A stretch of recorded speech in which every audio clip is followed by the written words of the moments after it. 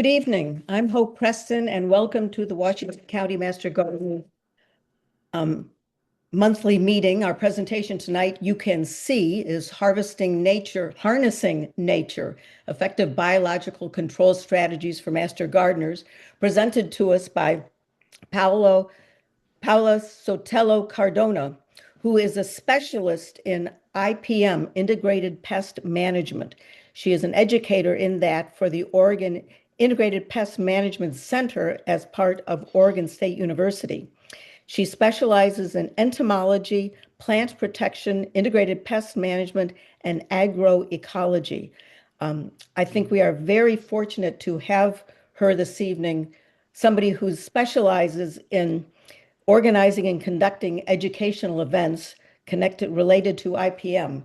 So I'll turn this over to Paola in a moment, but first, she has built into the presentation three times to ask questions. So if you have a question or a comment, if you would put it please into the Q&A, click on the Q&A at the bottom of your screen and put it there. When she asks to share, then I will sort through the questions and feed them to her so we can keep this in a somewhat organized fashion. So Paola, I would turn it over to you now. Thank you, Hope, and thanks for the nice introduction. So good evening, everyone. I'm very pleased for this invitation. And one of the topics that I usually do training for master gardeners is biological control.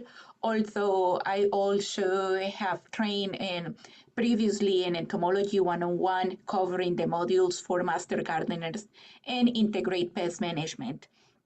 So for me, this is a great opportunity to share some of my knowledge. And at any point, if you have any question, please just write it in the Q&A session, and I will be glad to answer when the times permits. So about me, I'm from Colombia. I am an IPM educator. I work with integrate pest management. And as I hope mentioned, my expertise is in entomology, biological control, host plant resistance, and other aspects in entomology. At the Oregon IPM Center, I carry out IPM outreach and education activities, and I also develop extension training programs. So as for the presentation outline, and before I start, I was reading that some of you may be not very familiar with Zoom meetings. Don't be afraid if there's no much things or to be connected or to be preoccupied on the presentation. I will be sharing some QR codes for you to access to some resources that you can access after the presentation. But if you have any question, you just can contact me directly, sotelocp@oregonstate.edu, and I will be happy to share that resources with you if needed. Or you just can do a screenshot of the slide or copy the link that it's also present during the in the presentation. So going back to the outline, I would like to start talking briefly about the importance of insects, why we are here, why we are going to talk about biological control. And to start, well, we need to acknowledge that there are approximately 1.7 million species of insects described, meaning that they have been collected, studied, and classified. However, the estimation for what we know suggests that we don't know at least 8 to 10 million insect species that are maybe somewhere and we haven't been able to classify it at the moment. Another important aspect on this is that of these 1.7 million species, the estimate suggests that only 1 to 3% of these insects are considered pests, meaning that they cause crop losses or they cause damage to the structures, schools, houses, and they also contribute in disease transmission like mosquito, dengue fever. So then we need to ask, why are insects so important? Well, they have a big diversity on Earth, and they serve us with different ecosystem services, and I'm going to give you some examples. So one of the most important and the most notorious ecosystem service that they offer is serving as pollinators, right?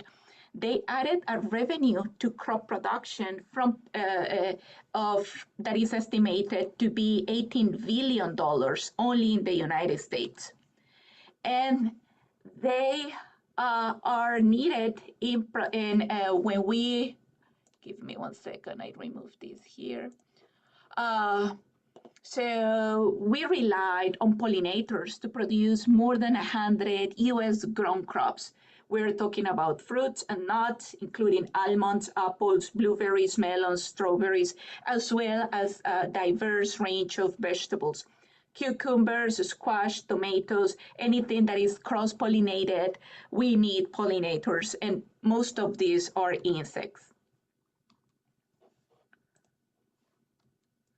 So another important function from insect is giving soil health, meaning that they help us to distribute seeds or recycle organic matter, and ideating the soil is another of the characteristics.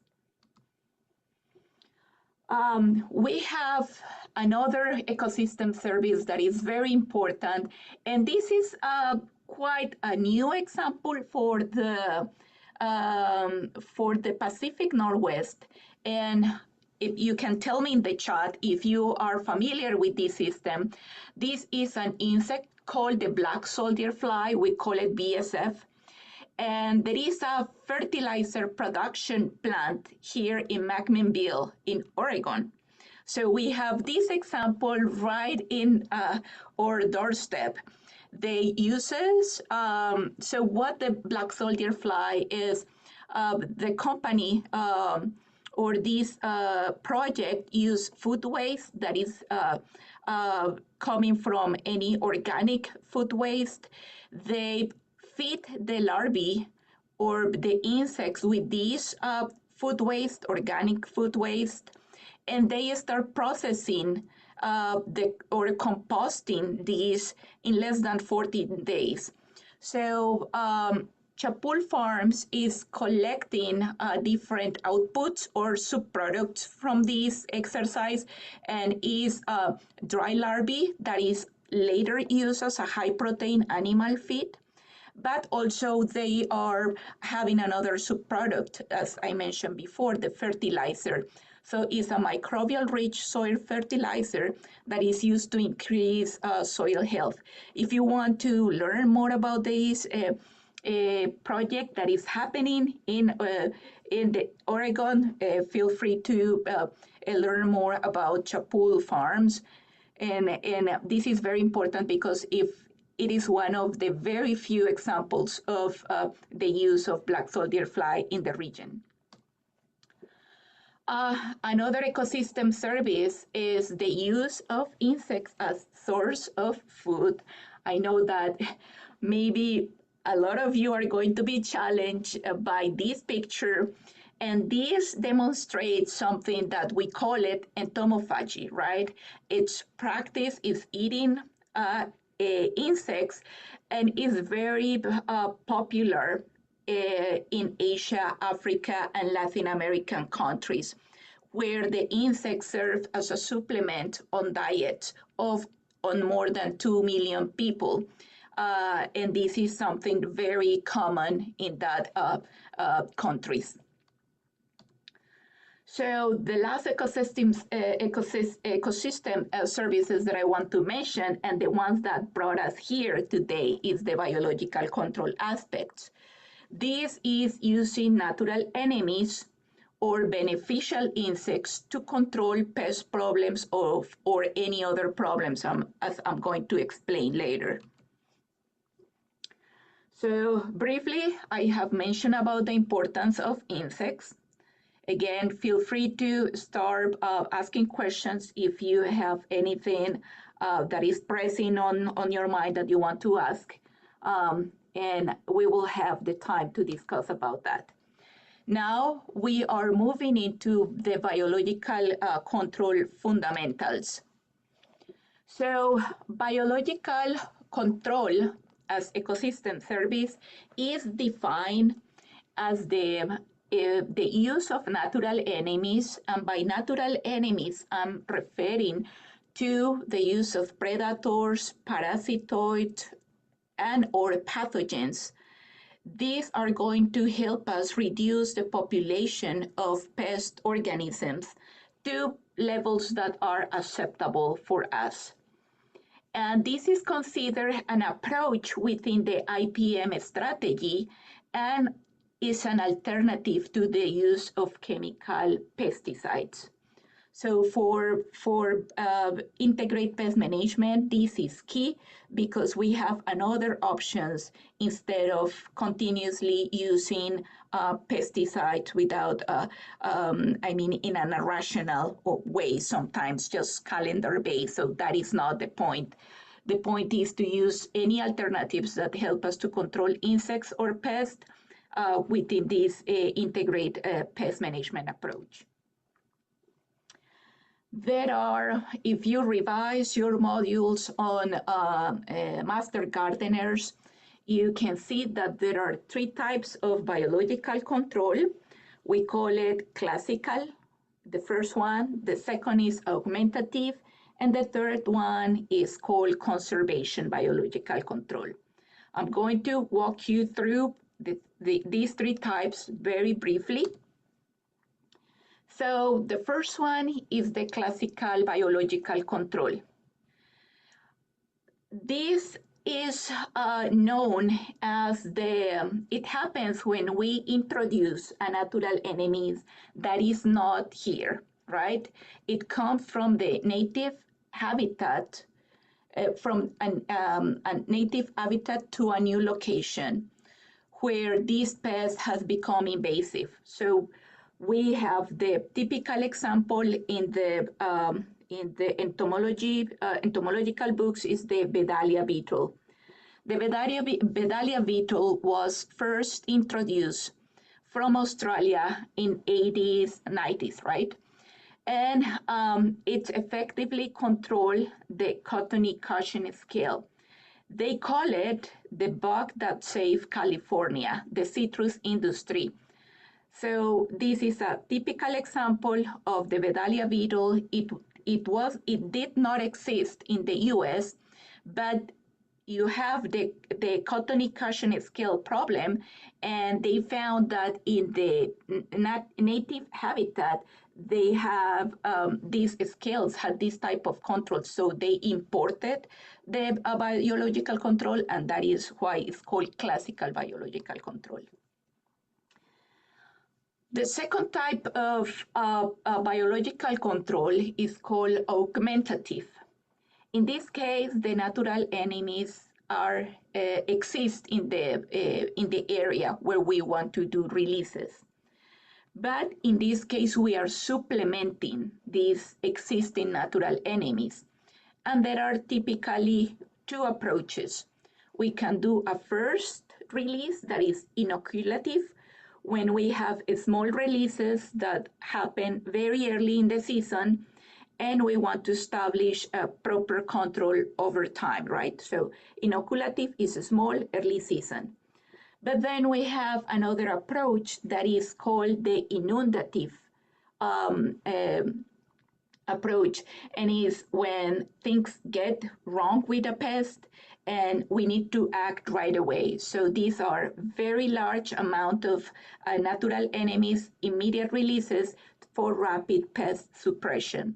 So in both cases, a small or large number of natural enemies being released, these are supplementing existing natural enemies.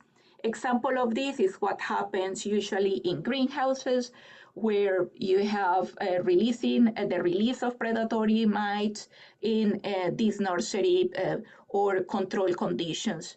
to control any pest that is causing us some issues.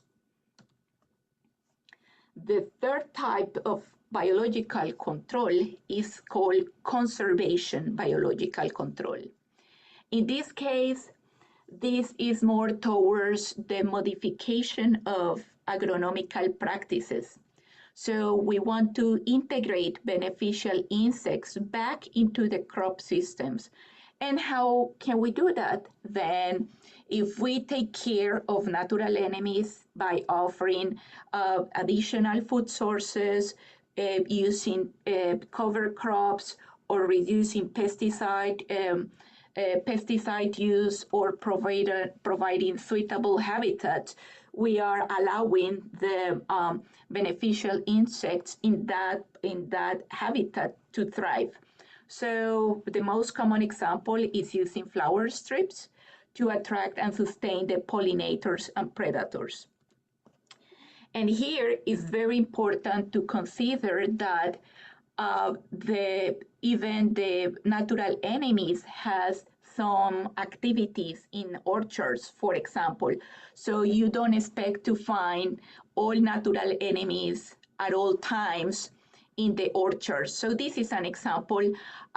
We have anthochorids, derachoids, lacewings, transversal lady beetles, convergent lady beetles, snake flies, syrphid flies. All these are examples of natural enemies. But you must be aware that they occur at different season. They have different seasonality, so you must plan accordingly to increase the efforts for the conservation of these natural enemies along the year, not just in a single time like in April or May, but if you want to get more of them, like to be more successful on your efforts of like conservation efforts, you must to be aware that they also have activity during the full year. So we have discussed the types of biological control, and now I want to give you some information about the benefits and the limitations of biological control, some considerations. So some of the benefits of biological control, this is clearly an environmental friendly strategy because it's allowing us to reduce the reliance on chemical pesticides. It's also sustainable because it can offer long-term pest suppression if we do proper conservation biological control.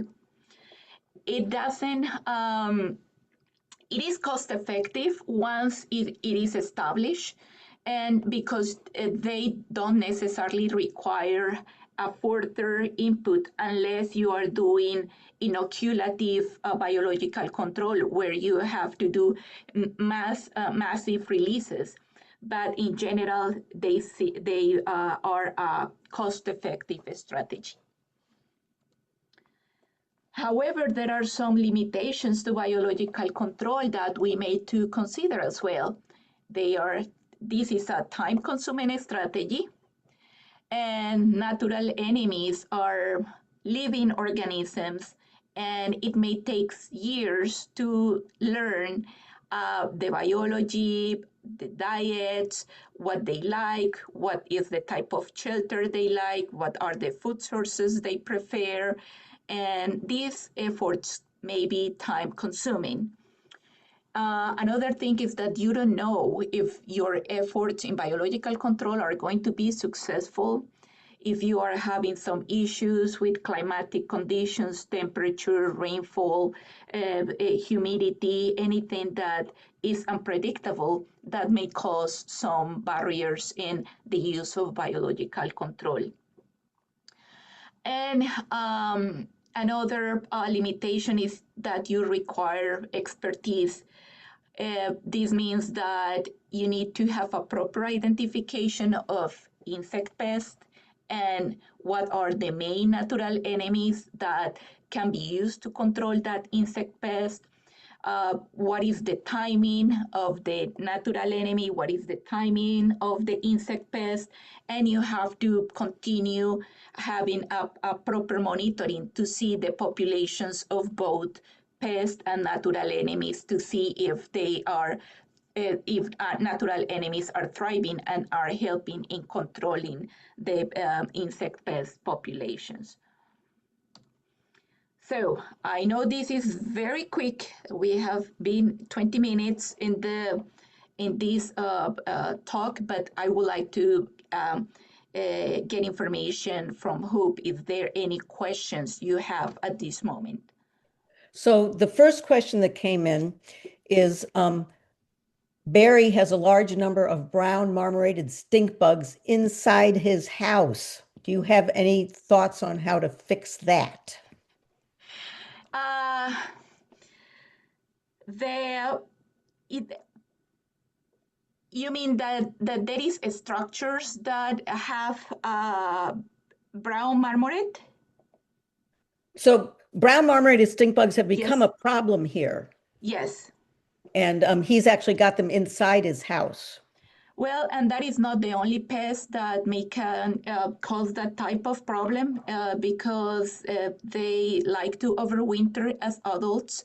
So, like proper sanitation or sealing of the structures will be something that may uh, help in having the numbers, bringing the numbers down of this type of pest. But there is, I mean, there is no damage that is going to cause on structures, but stink bugs as well as lady beetles. Lady beetles can concentrate in big numbers during the winter time because they spend the winter as adults and they need secluded spaces, warm spaces where to survive during the winter months.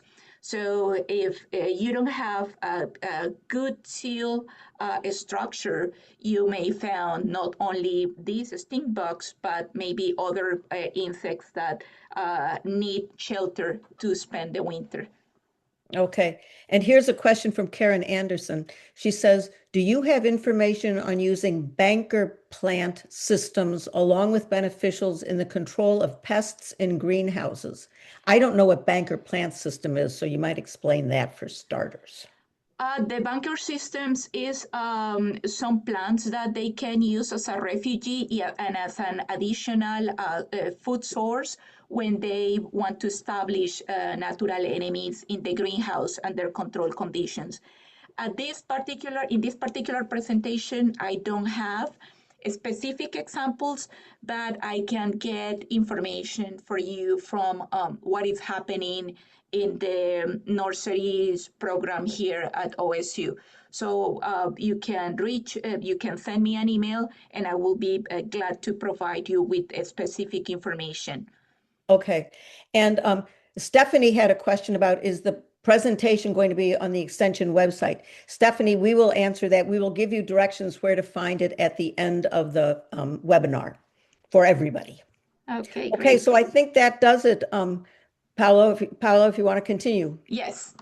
So we move, and now we are going to discuss a bit on the identification of natural enemies.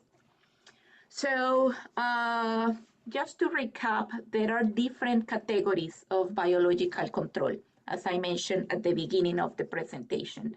The first one are the predators. I'm going to explain this in a minute. We have also another beneficials that we know as parasitoids.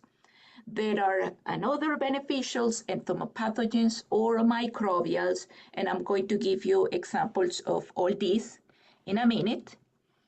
But within biological control, there are other uh, categories that we need to consider, and it's the use of pheromones that are semiochemicals or chemicals that allows the insect pests to communicate with each other. So we are using these pheromones or these odors released by insects to create pheromones to try to attract them and trap them, right? Um, and the use of biopesticides or natural substances is also another part of the biological control. And I'm going to give you very general information about all these categories. So the first one, what are predators? Predators feed on the natural, on the insect pest, sorry. So here we have an stink bug or some sort of predator feeding on an aphid. We have a minute pirate bug, and they feed on prey during their lifetime. They have a very active seeking food behavior. They like to hunt, they like to stalk, they are very mobile compared to their prey, and they can be either monophagous. This is part of your Master Gardener um, um, dictionary or terms to learn. So monophagous means that they are highly specialized and they only like one species, or they can eat anything. So to the ones that eat anything, we call them specialist or generalist or polyphagous. So the first one are lady beetles. An adult may lay between 50 to 300 eggs, and the cycle from egg to adult require maybe 3 to 4 weeks, depending on the temperature. So there are at least a lady beetle may have at least 5 or 6 generations per year. And in the fall, the adults, as I mentioned before, they overwinter, sometimes in big numbers in different crevices or even inside our houses. In this case, we have adults and larvae and the larvae can also be active predators, meaning both stages feed on the insect prey.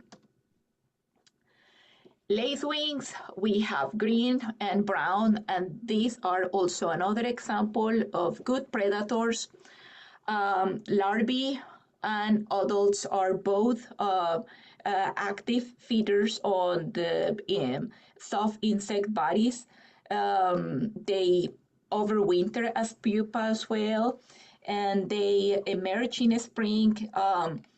They can eat up to 200 aphids per week. So these are very, very good. It's a very good predatory example. There are also multiple generations per year, and they like to. The females of the lacewings prefer to lay their eggs near to aphid colonies, so they have active. They can feed on big numbers on these colonies. The next example is syrphid or hoverflies. They are also very active hunters, predators. Only the larvae is the one serving us as a predator here. About 100 to 400 aphids can be fed upon by each of these larvae before pupation. So this tells you about how good of a predator the larvae of the syrphid fly is. Ground beetles are generalist predators first. Just to tell you that they are easily recognized because they have these rich wing covers and have very long legs, meaning that they are very active, very they like or how they move is running. So they go for the prey in a high speed, and they have very powerful jaws also to allows them to feed on soil-dwelling insects. Big-eyed bugs is another example. We have nymphs and aphids feeding on soft-body insects. So these are also a very good system. Minute pirate bugs also, this is another example of a good predator. damsel bugs, predatory mites. So there are many examples of insects, or in this case, mites, that help us in controlling the population of insect pests in our gardens. So this is part of your master gardener manual. This is the common predators and an example of what I just showed you before.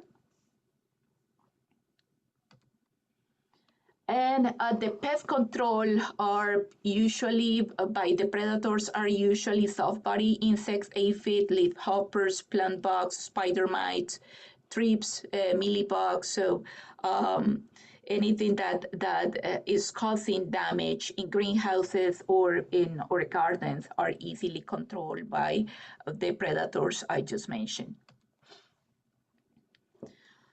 So we mentioned about the predators and actively feeding on an insect. But then we have another example of natural enemies. In this case, these are known as parasitoids.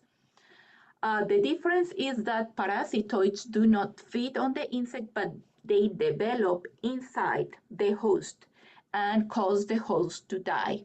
So they are very specialist. They meaning that they only they prefer to lay their eggs in very specific species at a time. So they don't go laying eggs on any insect pest. No, they choose the species. They have a selection, and they are very specialist.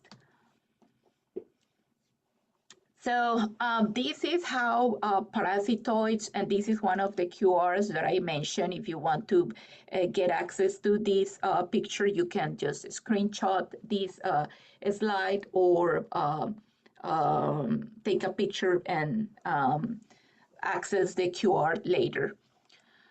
So we have a female and a male parasitoid wasp. They mate. And later, female parasitoid wasp oviposit or lay their egg inside, in this case, an aphid. The egg, upon hatching, start developing from L1, L2, different larval stages of the wasp. So we have larvae 1, larvae 2, larvae 3 instar of the parasitoid wasp.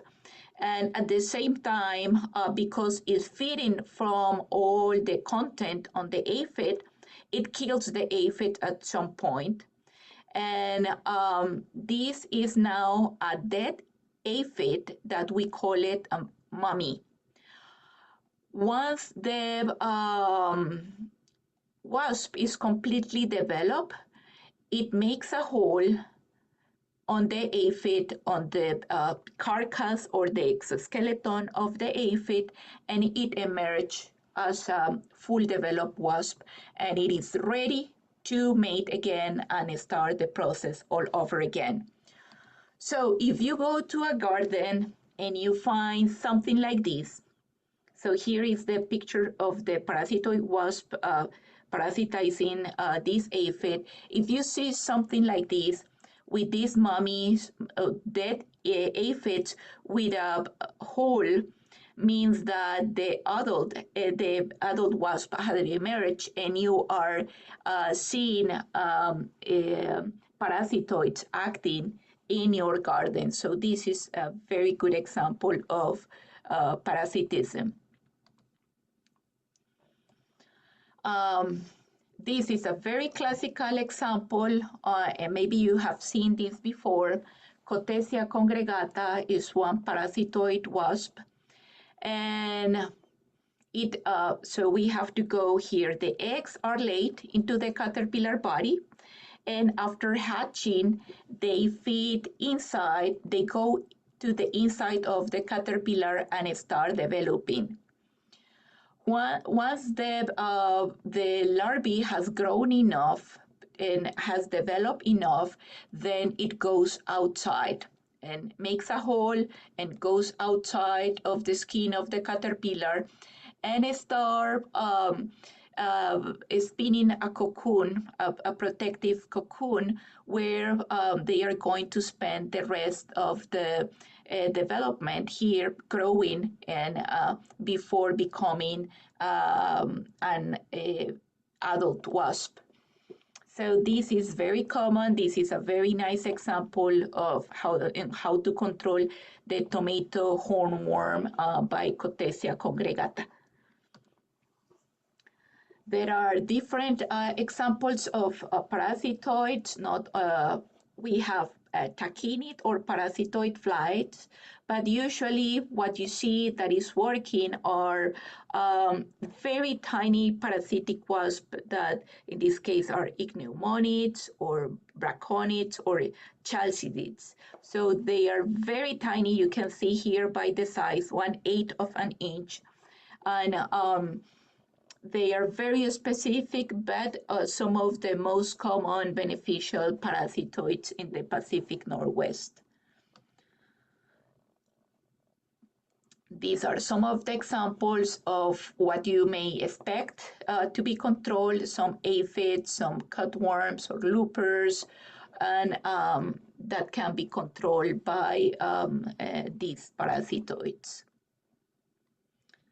Now, if you remember, we have predators, we have parasitoids, and we have pathogens. And these are, let me put it like this. Insects, like humans, get sick. We get bacterial infections, we got sick by viral infections, or we are also suffer from fungal infections, right? Exactly the same happened to insects. And Bacillus thuringiensis is a very a common example of a bacterial infection that can cause mortality on different caterpillar species. So all of these are pathogens that are causing the disease and sickness and mortality on insect pests.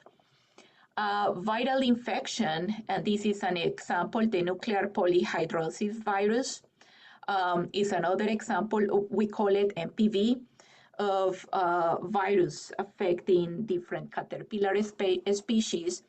And some of the most common fungi, the green muscardine, that is Metarrhizium anisopliae, or the white muscardine fungi, in this case we call it's Beauveria bassiana, are very typical fungal infections that cause high mortality on insects.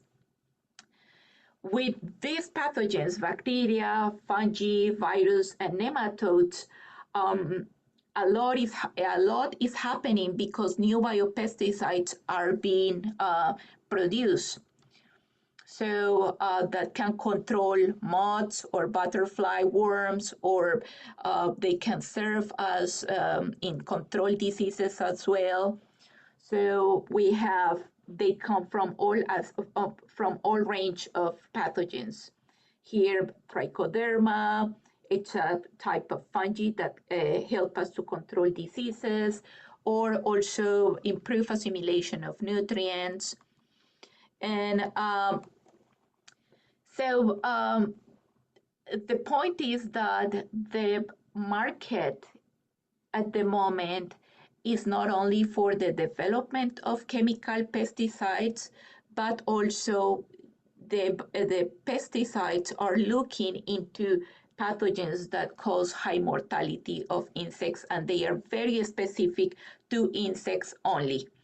So this is a very good prospect on how research is going to reduce the use of conventional chemistries to control insect pests. I also mentioned that pheromones can be also related to biological control. Just because we are using biological aspects or products that come from the insect. And let me try to explain this. If you don't get this example, just let me know and I'll do my best. So there is something called mating disruption. And maybe some of you have heard about this before. This is very typical way of controlling cuddling moth. And so the principle of how the pheromones, this mating disruption works is because females they attract males, but they are so tiny that they are not very easy to see, right? So females start releasing an odor or a pheromone plume to attract the male. And that odor travels from some distance, and the male start following this pheromone plume. It reach the female, and they mate successfully. So under normal mate condition, the female releases the pheromone and the male flies towards this particular source. But under the mating disruption strategy that is being used for the cuddling moth, for example, the pheromone is released not only by the female, but from pheromone dispensers, meaning that these are acting as fall sources. So the pheromone is released from many places. Now imagine the confusion of the male trying to locate where the right signal is coming from. So the males are completely disoriented and they are unable to detect the real plume from the calling female, and that causes a disruption in the mating process. So there are less mating or reproduction happening and less population expected in the coming generations. So I hope this example was clear, but if not, let me know. Um, so I can come to this later if needed. And something interesting is that now drones are also being part of biological control efforts. And this is very nice because this technology is so awesome. Different universities are actively doing research. For example, in this case, the University of California and are mounting dispensers that can distribute natural enemies. In this particular case, they mix the predatory mites with vermiculite. That is a mineral substrate that on which the natural enemy can be released on a safe way to the environment. So I wanted to show you this as a nice example on the use of drones for biological control activities. Any questions up to here? Hang on, let me check. Yes. So I'm going to try and paraphrase Abby. She wants to know if there's a resource where you can purchase predators, and how do you know that, how can you get them then to stay in your garden rather than wandering off someplace else? Yes, I'm going to give you some resources at the end of the presentation. Thanks a Okay, lot. we'll Yes. wait. Okay. And Jana wants to know, are the bacteria, virus, and fungus species specific in their effect? Yes.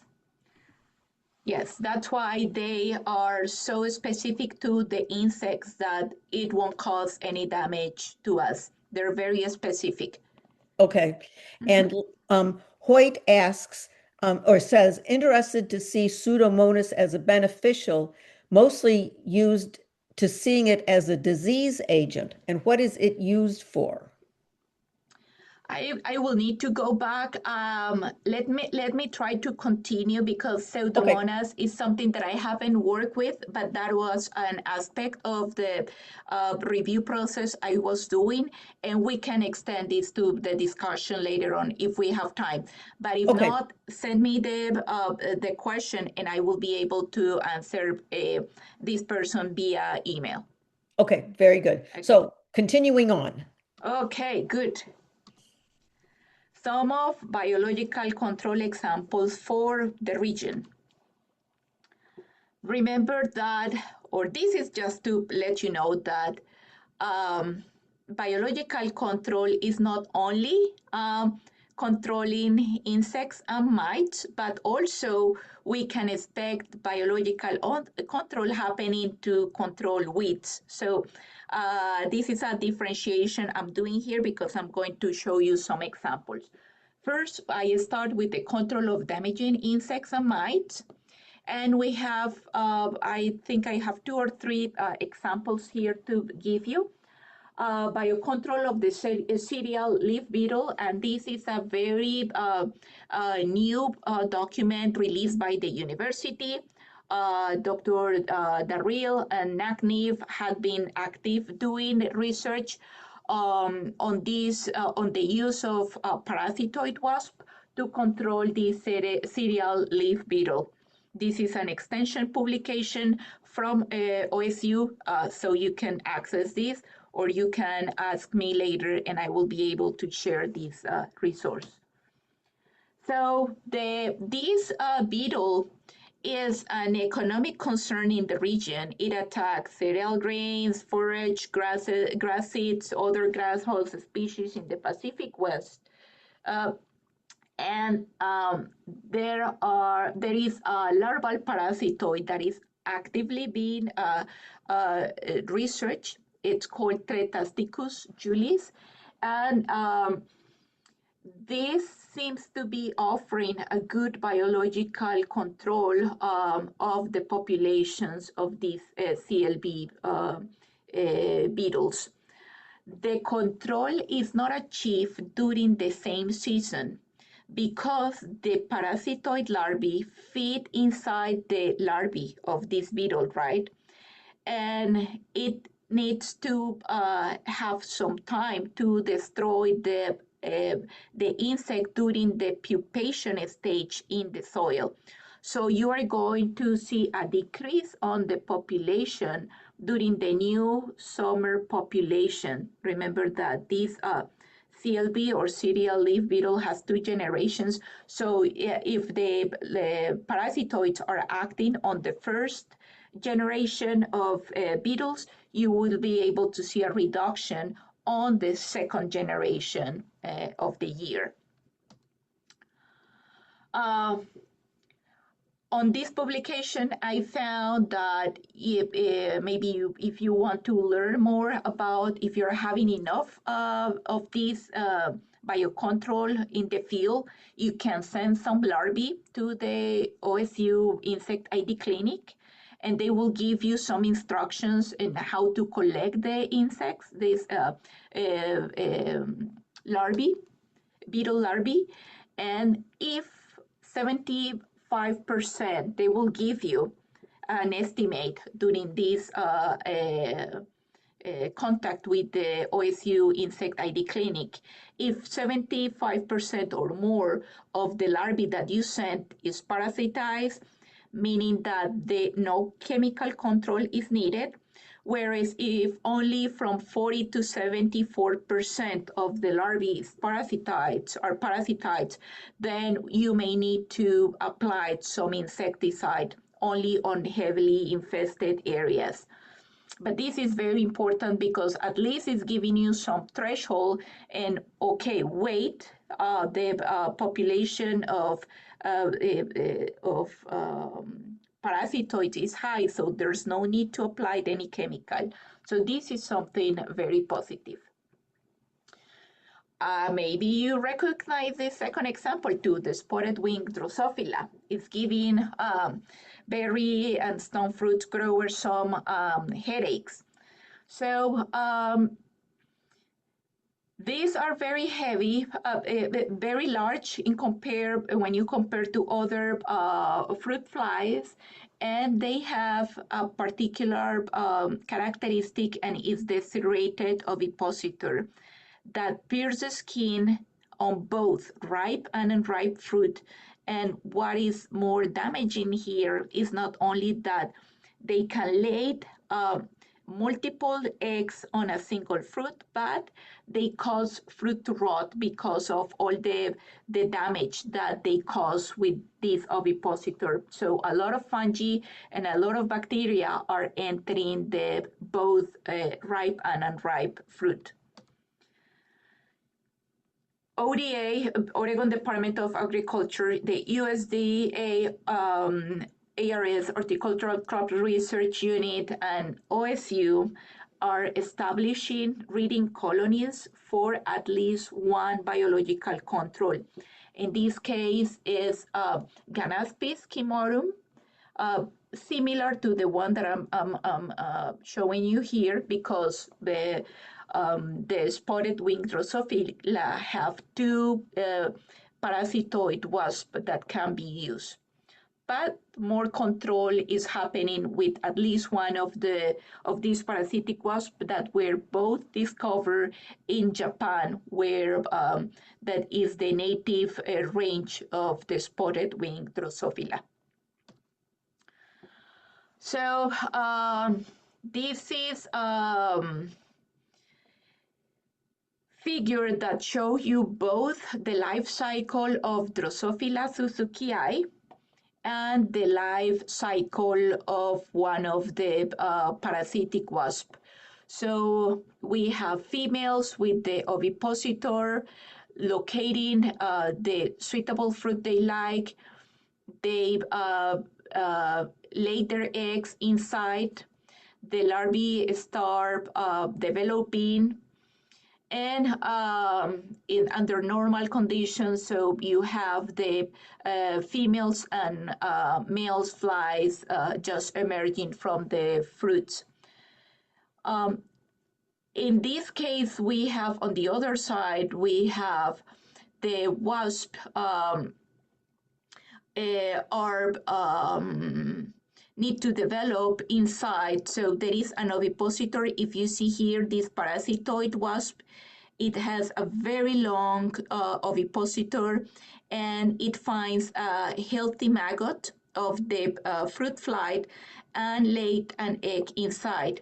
The egg inside of this fruit fly maggot start developing, and then under good conditions, the wasp start developing, and it can consume the rest of the larvae of the fruit fly, and then you have normal emergence of females and males.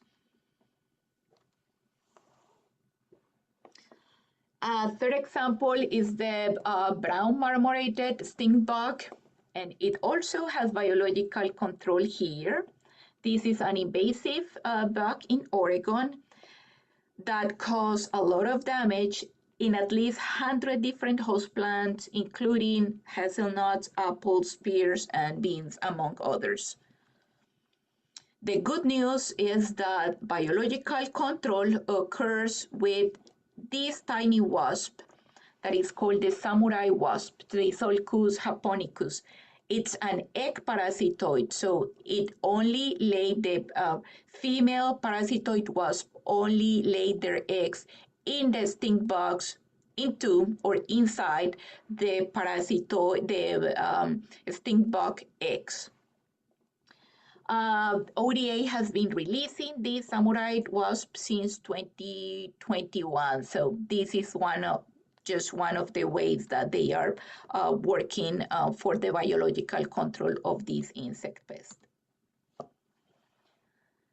However, the good news is the biological control also is not only done on insect pests, but as I mentioned before, on invasive plants and weeds. So, insects can cause damage to many agricultural crops. So why don't we use biological control also to get rid of these invasive plants? It's the same principle. The only difference is that the natural enemies are going to be feeding on invasive plants and weeds, and not in agricultural commodities. This is a program, the Biological Control of Noxious Weeds in Oregon. It's developed, and there is a lot of information and resources published by ODA.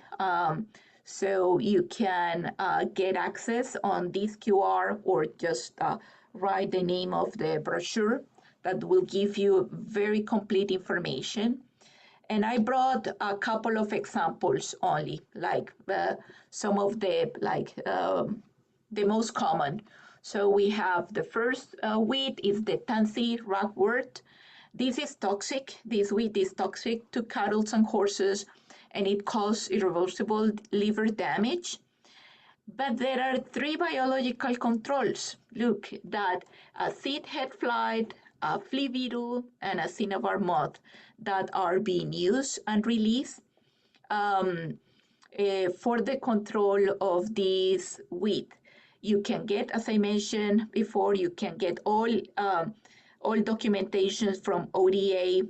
If you want to learn more about the weeds, go and search for tansy ragwort profile, or you can also get the access to biocontrol brochure, and it will show you all the biological control examples on the different weeds. We have St. John's wort. This is another pasture weed that is poisonous to livestock. Good news, there are at least 4 biological control agents that are being used to control this weed. We have a root borer, a leaf beetle, a looper, and another leaf beetle here. The Armeniac blackberry that we found everywhere. It is displacing native plant species. It is dominating riparian habitats, and they create a lot of economic impact because, I mean, right of way maintenance, agricultural parks, and forest productions areas are all heavily affected by this blackberry. There is one biological control agent that I found, and it's the use of this rust, Pragmedium violaceum, which is mostly happening in the coastal areas in Oregon. So this is a prospect of biological control that is not an insect, but I thought it was important to show this also as an example. The false broom, unfortunately, there's no approved biological control available for this weed. And for the garlic mustard, that is also very common. It's very aggressive invader in wooded areas, but unfortunately, at the moment, there's no biological control approved for this weed. The same is true for English ivy. It's dominant and it's dense in forests, but no biological control is being approved for this weed as well. I think I'm going to skip this question part, Hope, because I would like to give you some information that you may find useful. That's fine. Please go on. At the Oregon IPM Center, we have something that is called Solve Pest Problems. And this comes because one of the questions I got before. So remember that the Oregon IPM Center, or for the ones who are not familiar with us, we are a hub of communication, and we try to translate the message of IPM from research that is happening in academia to more easily access content on different extension activities. We like to get the communication out to engage with other audiences like you. That's why I'm here. And So at the Oregon IPM Center, we serve two different audiences. We serve professionals here, but we also offer solutions that this is called IPM at home. If you follow this QR or you write the name, this link, solvepestproblems.oregonstate.edu, this is going to take you to Solve Pest Problems. In here, there are different general guides that can help you to learn more about different aspects on like weed control or solve pest problems without pesticides or different biological pest control methods like the one I just mentioned here. Um, so if you go to biological pest control, then you are going to find something like how which plants can attract natural enemies. How can I recognize natural enemies? The use of my microbial insecticides. Uh, I want to purchase and release natural enemies. What do I do? So these are all things that you can get more information from in the Solve Problems. That is part of our portfolio. So the question I asked was, are you considering purchasing and releasing natural enemies? This is what you need to know. These are all recommendations. So I hope that this answered the previous question I have. And we also have different sources of information. We know that there are a lot of invasive species, and we are responding to these invasive pests in the West. You can learn more about what are the main invasive species of concern, what are those, and in general, you can get a lot of information from our website. You can also learn about one of our programs that is biological control and pollinator health.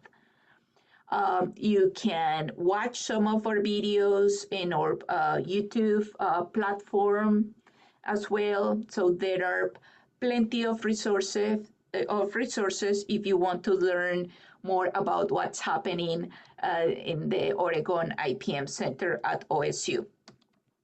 You can subscribe. I guess many of you are not subscribed to our newsletter. This is your opportunity to subscribe. So you will receive monthly information about all sorts of IPM communications, activities, events, social events, and ongoing projects, and you name it.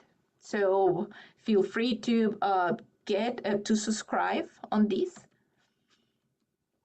And with this, and try to be respectful with everybody's time. First, I appreciate that you are part of this group. This is a big gathering, 139 people in the Zoom meeting. This is a very nice meeting tonight. Because this is my second year as part of the Oregon IPM Center, I do annual performance evaluations, and a lot of the comments that I receive during my workshops and these type of sessions help me a lot to improve my content. So I really appreciate if you take the time to go through these workshop evaluation survey and rate my talk tonight. And with that, I think I'm done with everything, but I'm open to the more questions that you may have. So Paola, someone just asked if you could go back one slide and show the yes, the newsletter so she can capture that again. Yeah, of course. So I'm going to move this here. Now, this was very, very helpful and very informational. First, I'd like to say the photographs, the pictures of the insects were just stunning to see them so clear and up so close. You can Thank really you. really understand. And I work on the helpline and I send people to solve pest problems, but I didn't know about that section you were just describing. I'm going to have to go back and I copied that the QR code so I can go back and look at that myself. That was Yes, there's please. a That's, lot of good yeah. information there. I encourage everyone to make use of solve pest problems. Yeah, and the good thing is that because we provide a lot of training for master gardeners, is solve pest problems is now something that is fully recognized by master gardeners as another part of the resources that they can access. Yeah. Okay, so Paola, thank you let's see, let me see if there's any more questions here. And could you go back to your direct contact, your email? Could Of you show that course. again? Let me go back here. Here. Uh, are you? Can you see it now? Yes, I can see it. So I assume the questioner can also. Sotelo-CP at oregonstate.edu. Okay. Yeah, Well, thank you again very much. And we're going to continue with our chapter meeting now for just a few minutes. So yeah, you can stop sharing yeah. and you How? can drop off and I will Yeah, start sharing. yeah. Stop sharing. Hope, thanks a lot. I want to tell you just one more thing. I have bilingual capacities too. So if you or any of your team is interested to have this type of training in Spanish, you can also reach to us. We are increasing the IPM educators with bilingual capacity, so we will be more than glad to Oh, contribute to the Spanish that is content. that is wonderful. Thank you Yeah, very much. And yeah, goodbye. yeah. Thank you. Bye bye.